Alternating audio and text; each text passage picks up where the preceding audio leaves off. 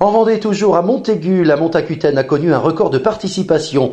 336 coureurs à pied ont participé à l'épreuve qui se déroulait sur un circuit en ville sur 2 distances au choix, 5 ou 10 km. 5 km.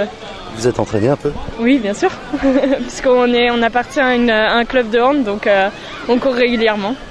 Après, nos performances, je sais pas si on va les faire, mais on court, donc... C'est un moyen de se retrouver aussi entre copains? Voilà, et puis de voir un peu ce qu'on vaut aussi. Ok, alors vous, même question, vous êtes entraîné un petit peu quand même? Un petit peu justement, on s'est entraîné ensemble vu qu'on fait partie de la même équipe de hand. Puis voilà, on est là pour passer un bon moment aussi. On est confiant, on va prendre le départ là, du 5 km et ensuite celui du 10. On court les deux. Oui, tout à fait. Alors là, carrément l'exploit. On va participer déjà. Vous êtes coureur? Un petit peu à l'occasion, oui. Et là, vous savez à quoi vous attendez? Le parcours, vous l'avez vu?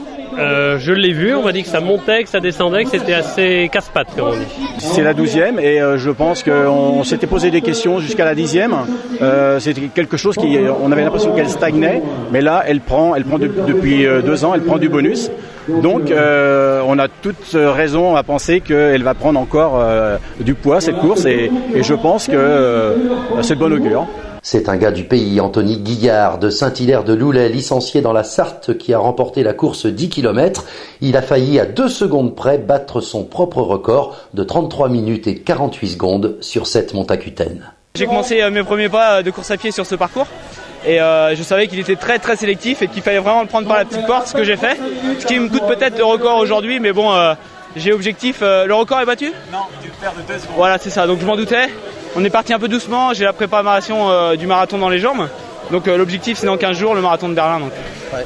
Alors là, le parcours, la difficulté la plus grande c'était quoi? Le vallonnement peut-être? Voilà, en fait c'est pas forcément une épreuve qui est plus difficile que les autres, c'est surtout l'enchaînement en fait des petites côtes, des descentes. Et en fait c'est l'enchaînement de ces difficultés qui pèsent à la fin sur les jambes en fait quoi. Alors votre présence ici n'est pas passée inaperçue évidemment, hein. Ça fait plaisir énormément aux autres coureurs de courir avec vous. Voilà, c'était aussi le but de faire plaisir à ma famille, mes proches qui voient courir de plus en plus loin. Actuellement j'étais à Lille la semaine dernière, je vais à Berlin dans 15 jours. Et c'est vrai que j'avais à cœur un petit peu de rendre joyeux mes supporters et puis toute ma famille sur ce parcours. Prête à le refaire? Pourquoi pas? Ouais.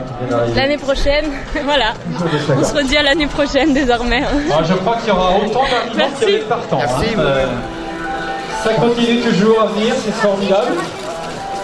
Voilà, donc c'est la 2e année qu'ils nous font le coup. Bravo, félicitations. Et avec le 364, c'est Marie-André Hermouet.